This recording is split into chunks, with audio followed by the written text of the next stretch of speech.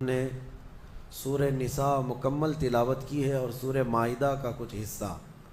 اس میں اللہ عز و جل کے بہت اہم پیغامات گھریلو زندگی کے متعلق شروع میں آئے ہوئے ہیں۔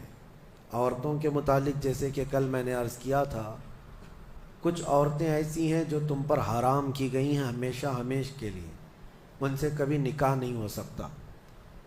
ان کا بیان ہے۔ وہ کون سی عورتیں ہیں؟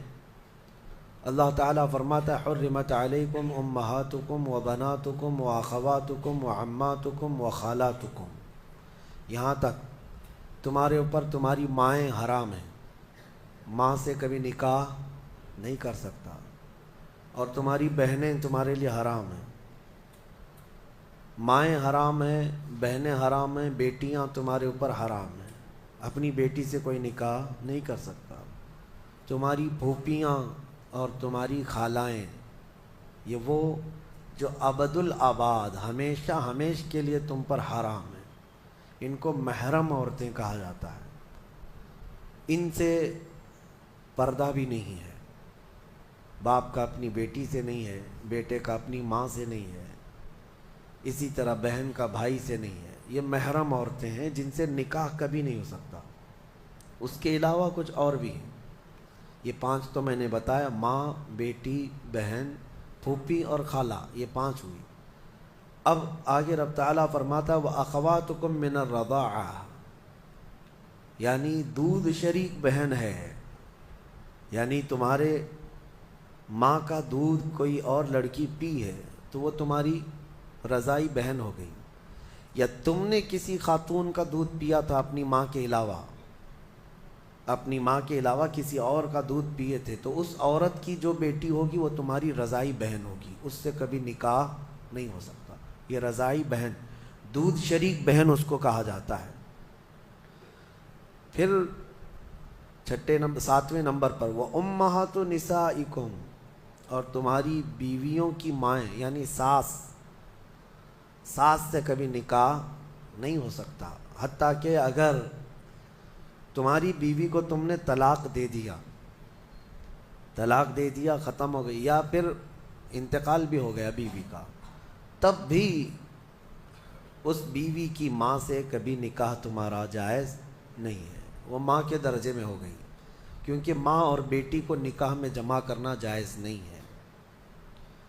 وَرَبَائِبُكُمُ اللَّاتِي فِي حُجُورِكُم مِّن نِّسَائِكُمُ اللَّاتِي دَخَلْتُم بِهِنَّ، یا پھر وہ لڑکی جو تمہاری خود کی تو نہیں ہے لیکن تمہاری بیوی کی لڑکی ہے، یعنی کسی اور شوہر سے ہوئی ہوگی، اس لڑکی کے ساتھ نکاح بھی تمہارا کبھی جائز نہیں ہوگا۔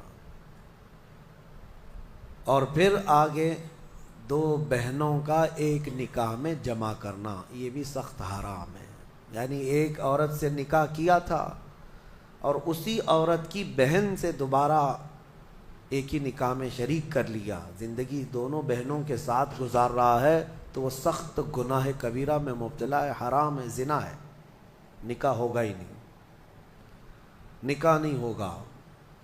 دوسری بہن کے ساتھ جو اس نے نکاح کیا وہ نکاح منعقد ہی نہیں ہوا، اس نے اس کے ساتھ زنا کیا۔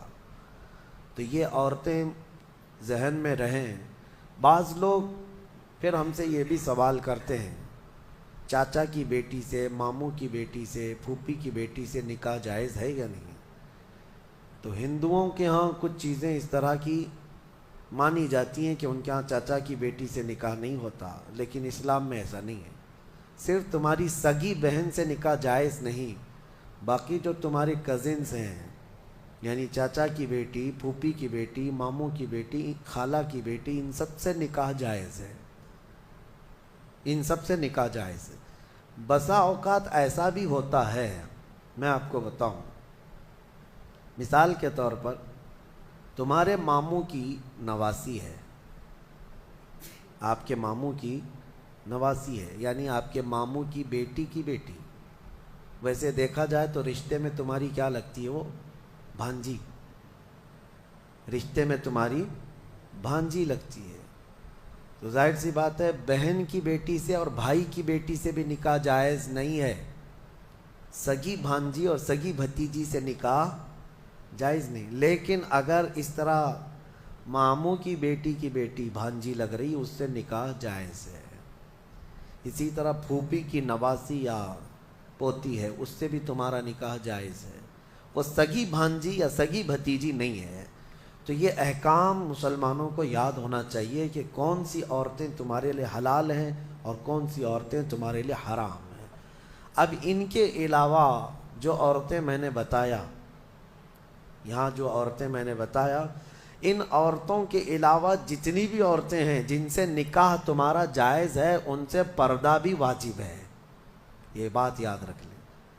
جس سے تمہارا نکاح ہو سکتا ہے اس سے تمہارا پردہ کرنا بھی